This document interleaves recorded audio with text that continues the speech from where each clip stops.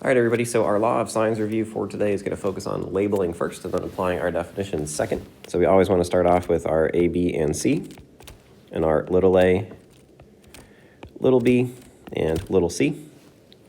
And we need to take what we know, so we have c's, so we know that we're going to be using sine of c over c. We also need to take what we need to find. So it tells us to find x in this situation, so we need to take the sine of x over 22.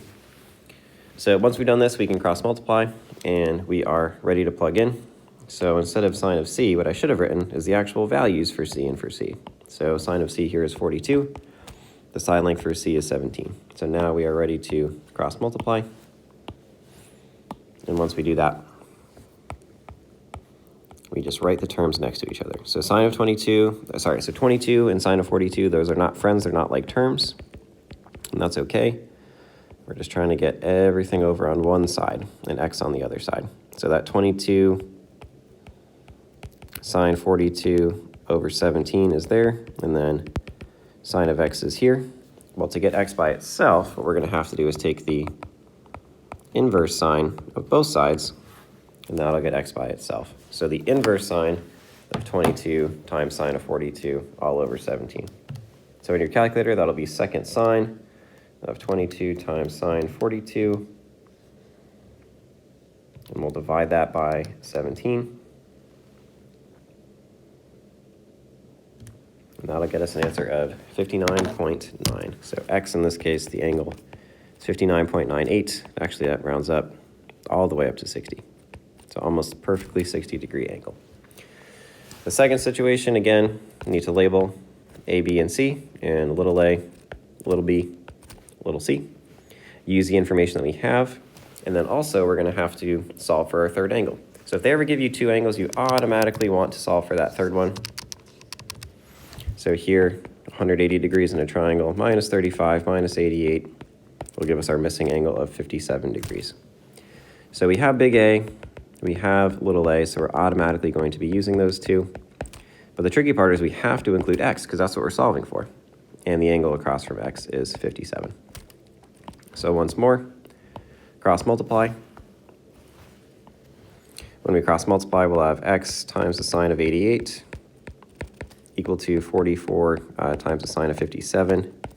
Divide both sides by the sine of 88. It cancels here, simplifies to 1. Then on the right side, we just have to punch all of that into our calculator. So 44 times the sine of 57 divided by the sine of 88. Make sure you are closing the parentheses in your calculator as you go. This will get us an answer of 36.9 for x. So those are the two different types of problems that you're going to see today.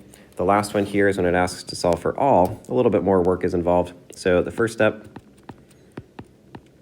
got to solve for that missing angle. So 180 minus 51 minus 71 will get us 58. And then if it helps you, you can label x and y, because those are the quantities that we need to see. Those are the quantities that we're solving for. So I'll put it in red. Across from A is little a, across from B is little b, across from C is little c. We'll use law of sines. We have to use sine 71 over 9.8 on both x and y when we're solving. Reason being, we're given both pieces of information. And then we can start with solving for b first. So sine of 51 over y. And then c second, the sine of 58 over x. So the only difference with solving for all the missing angles and sides is you're not solving for just one thing. You have to fill in all of the things. So we filled in 58 degrees, we filled in our first angle, and then we have to continue. We have to keep going with our cross multiplication and solving for all of our unknowns here. So y times sine of 71 equals 9.8 times the sine of 51. We can divide by the sine of 71. That cancels, and we get y equals, we'll have to go to the calculator again, 9.8 times the sine of 51, all divided by the sine of 71. We get y equals 8.05. Same idea for the second one, x times the sine of 71 equal to 9.8 times the sine of 58. Divide both sides by the sine of 71. And we're left left with x equal to, punch this in again, 9.8 times the sine of 58, and again dividing this by the sine of 71.